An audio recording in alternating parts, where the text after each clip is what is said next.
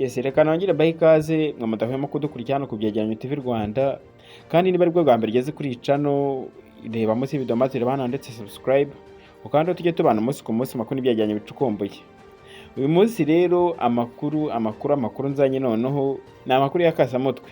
Abayobozi bakuru b'u Bubiligi bakaba batangiye gusubiranamo no kutavuga rumwe ku bijyanye n'aho igihugu cyabo gihagaze mu kubika jenoside yakorewe abatutsi muri Mata 1994. Izi ni impaka zaturutse ahanini ku cyemezo uyu mujyi wa Rwanda wo mu Bubiligi uherutse gufata cyo kutitabira umuhango wo kwibuka ku nshuro ya 31 jenoside yakorewe abatutsi muri Mata 1994. Uyu munsi wo kwibuka nyine ukaba warateguwe n'abanyarwanda baba mu gihugu cy'u Bubiligi muri uyu mujyi wa Rwanda. Iki gikorwa cyo kwibuka kikaba cyarabaye ku wa gatandatu tariki ya 24 Gicurasi muri 2025. Gusa icyatunguranye nuko iki gikorwa ubwo cyabaga kitigeze kigaragaramo umuyobozi n'umwe wo muri Rwanda cyangwa se umwe muri uyu mujyi wo mu Bubiligi, nyine uyu murwa mukuru wa Rwanda. Ubuyobozi rero bukimara kubona ko ibintu bisa nkaho byafashe indi ntera cyangwa se byatangiye gusakuza, mu itangazo ubuyobozi bw'uyu mujyi bwashyize hanze bwavuze ko butitabira iki gikorwa ku rwego rwo kubahiriza amabwiriza ya Minisitiri w'Ububanyi n'Amahanga. Ibi byatangajwe n'ubu buyobozi bwa Rwanda, ni ukuvuga uyu mujyi wo mu Bubiligi, bikaba byamaganiwe kure na Minisitiri w'Ububanyi n'Amahanga w'u Bubiligi Maxime Prevot. Minisitiri Maxime Prevot akaba yavuze ko nta mabwiriza u Bubiligi nk'igihugu bwigeze buha abayobozi b'imijyi bubabuza kwibuka jenoside yakorewe abatutsi muri Mata 1994.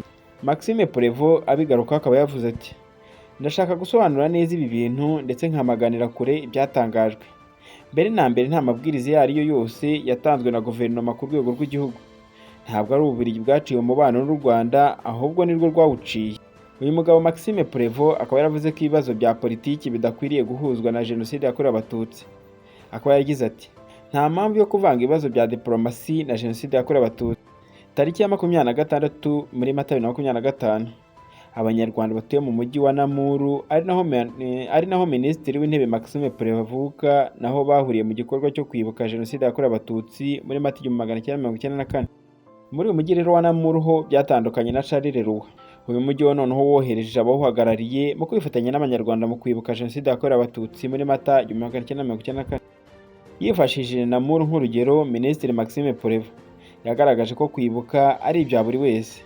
Ariko nubwo Minisitiri w'Ububanyi n'Amahanga w'u Bubiligi avuga ko nta mabwiriza yigeze atangwa abuza abantu kwibuka jenoside yakorewe abatutsi, ku ikubitiro hari imijyi ibiri ya Liege na Bubiligi muri Mata 2025 yari yatangaje ko nta bikorwa byo kwibuka bizaba. Iyi mijyi yaje kwisubiraho yemerera abanyarwanda gutegura igikorwa, ariko abayobozi bayo banga kwifatanya nayo. Kwisubiraho ku Bubiligi bukemerera abanyarwanda kwibuka byaje nyuma yaho ku wa gatandatu Mata 2025 Minisitiri w'Ubumwe bw'Abanyarwanda n'Inshingano Mboneragihugu Jean Damascene Bizimana yatangaje ko Ububiligi nibufata icyemezo cyo guhagarika ibikorwa byo kwibuka ku nshuro ya 31 jenoside yakorewe abatutsi bizaba ari ukurenga ku mategeko mpuzamahanga. Tariki ya 17 Werurwe 2025 nibwo Rwanda n'Ububiligi byaciye umubano kubera uruhare bwagize mu mateka mabi igihugu cyanyuzemo, by'umwihariko mu gukora ibikorwa bibangamira u Rwanda. Amateka agaragaza ko Ububiligi bwari bwaracuze ingengabitekerezo ya jenoside, igihe bwinjizaga amacakubiri mu baturage binyuze mu gutanga indangamuntu irimo amoko yanifashishijwe muri jenoside yakorewe abatutsi.